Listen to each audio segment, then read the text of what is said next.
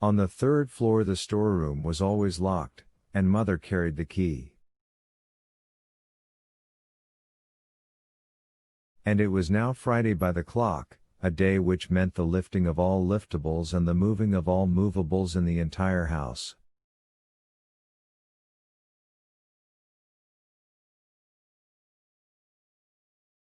Never before had I realized what must be the mental condition of a criminal faced with the problem of hiding the clue to his guilt, and never before had I considered that it might be practically impossible in a house of 18 rooms, baths, pantries and innumerable closets, to conceal an object as small as a glove.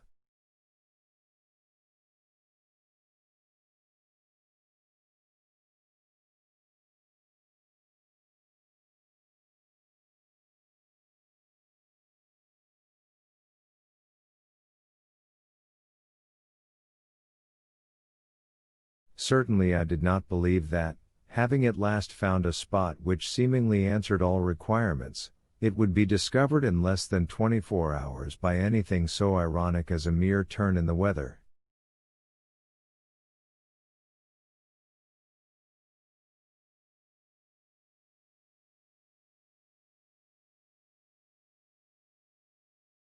But that is precisely what happened, for the place I finally located was over the radiator at the end of the guest wing hall.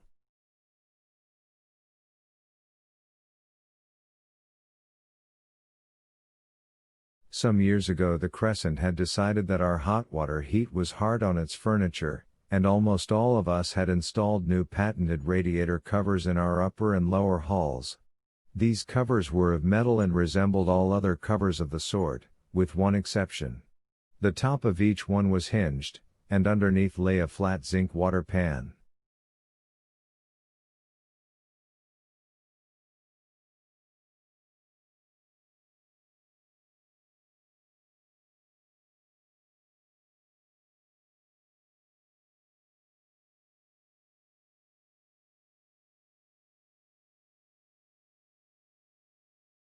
One might examine them for days, and unless one knew the secret he would not discover that shallow pan, which was filled only when cold weather stared our furnaces.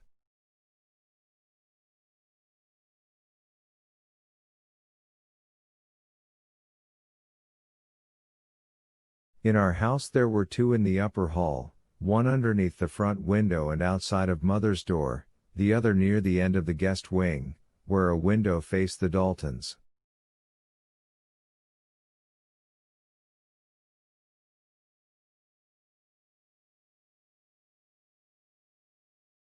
It was this one I decided to use, and it was there, at something after 1 o'clock in the morning, that I placed the glove.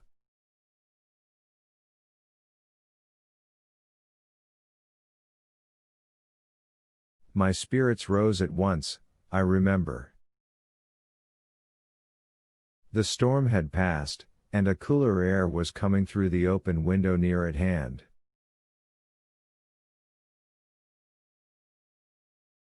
To add to my relief I heard a car drive in at the gate, stop at the Wellington House and men go round the Crescent and out the gate again.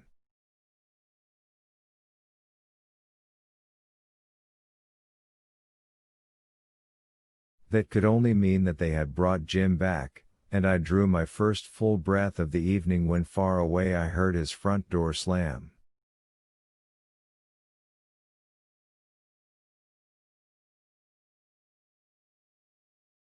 It was then that I went to the window, to discover that the Dalton house, like the Lancasters, was lighted from top floor to basement.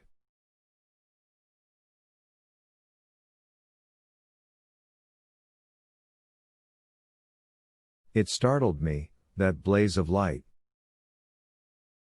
The Dalton house is rather closer to ours than the Lancasters, and as Mother has her cutting garden there, it is not obscured by trees.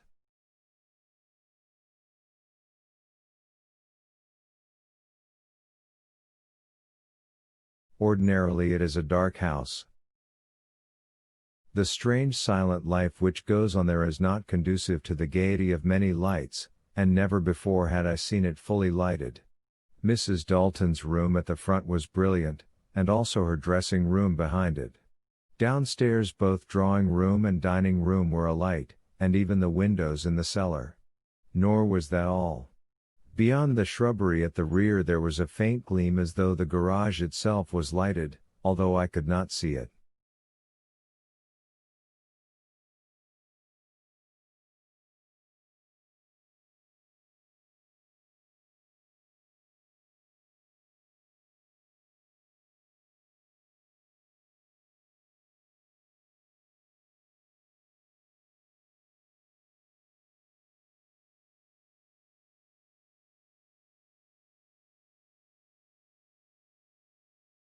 At first all I saw was this blaze of light.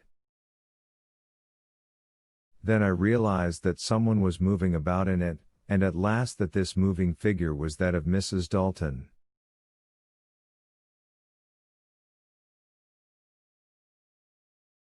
She appeared to be still fully dressed, and she was doing a peculiar thing. So far as I could make out, she was systematically searching her house.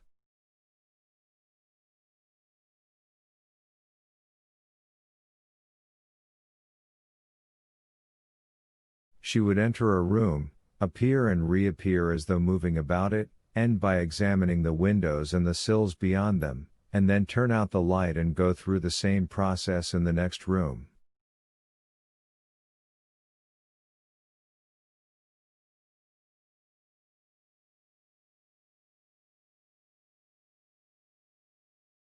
Even from that distance that silent search of hers had something remorseless and determined about it.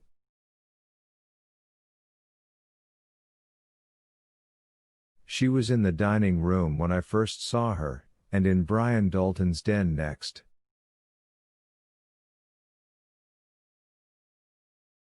Then came a few minutes when I lost her, only to have her reappear in the basement.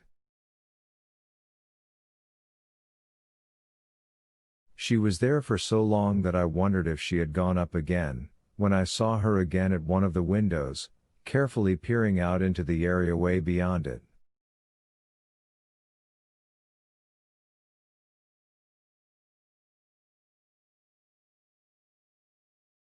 To say that I was puzzled is rather to understate the situation. On a night when, shattered as to nerves and profoundly shaken as to its sense of security, the Crescent was presumably locked and bolted into its bedchambers, the most timid woman among us all was carefully and systematically making a search of her house.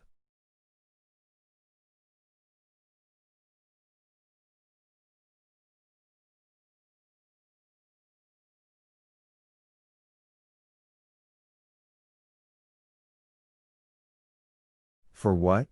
Odd memories wandered through my mind. Miss Lydia Talbot's statement a year or so before that Laura Dalton was still madly in love with Brian. Helen Wellington's conviction that he, Brian, had a wandering foot as well as a wandering eye, and that he was too good-looking to be let alone and too dangerous to trifle with.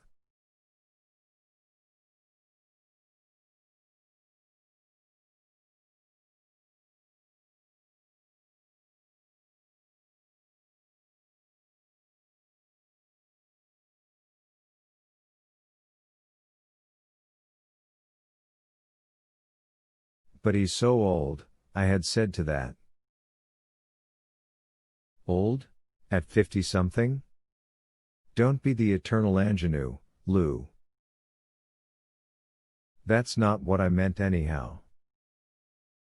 When I say he's dangerous I mean that she is. She's insanely jealous of him. Up to that time when at last she put out the basement lights, then, I had not connected any of all this with our murder.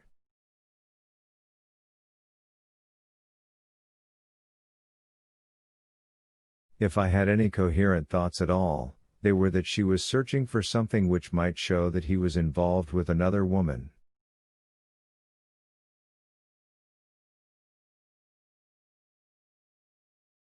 For it was no casual search, even I could see that. She was carrying it on with too desperate an energy for that. It was not until the light went up on the rear porch that I began to wonder, for Brian suddenly appeared in the picture, towering over her. She barely reached to his shoulder, and to my utter amazement seemed to be protesting not by gestures but by words. Not only that, but she seemed to be making brief staccato replies.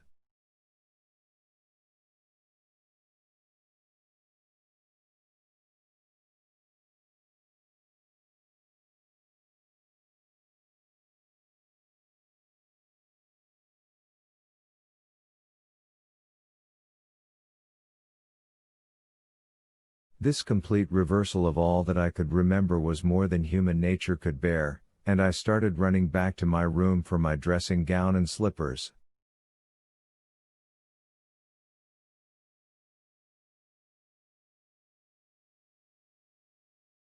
I must have made some noise, for the next minute I had run full tilt into Holmes and scared him nearly to death.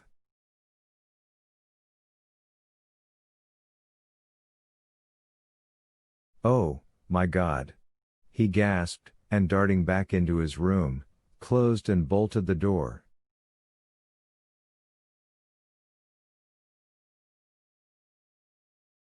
Luckily Mother had not wakened, and I dragged on some things and went downstairs without further interruption.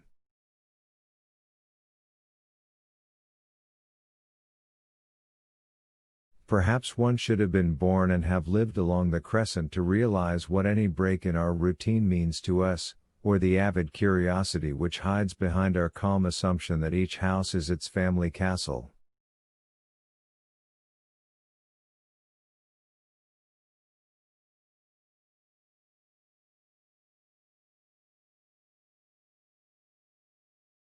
Perhaps, too, I should invent here some excuse for what I meant to do, which was nothing less than to get as near to the Daltons as possible, and to see if the old deadlock actually had been broken, and if it had, why?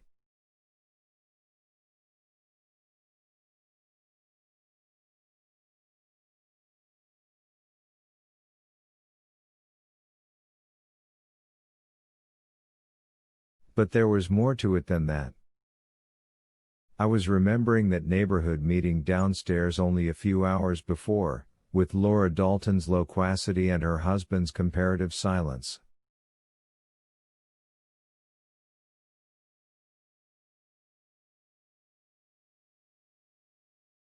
More than that, for I had happened to be looking at Mrs. Dalton when George Talbot said he had seen Brian near the woodshed that morning, and I remembered that her eyes had narrowed and her lips tightened.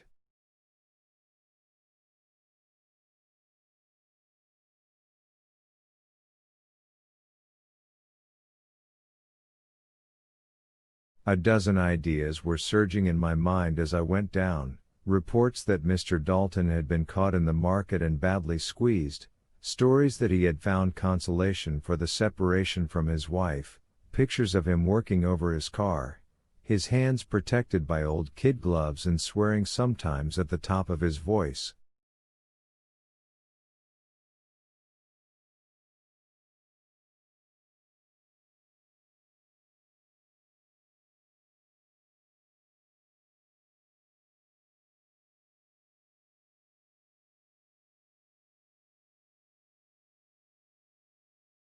A quick-tempered man he was, but I had thought him rather kindly.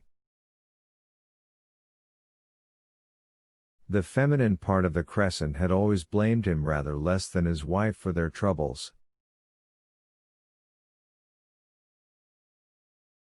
And now something crucial, had driven him to speak to her, and to her to reply.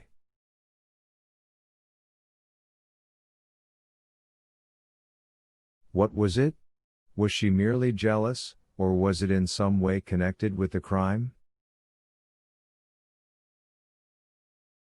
But I had no time for surmises. I had barely reached the kitchen door and let myself out onto the porch when I realized that the two of them, she in the lead and he following, had left the house and were coming quickly but quietly toward where I stood.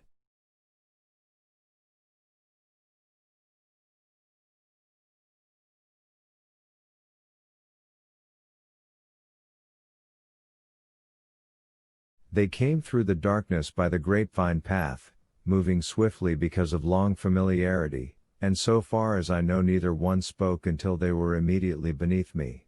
Then he said, cautiously,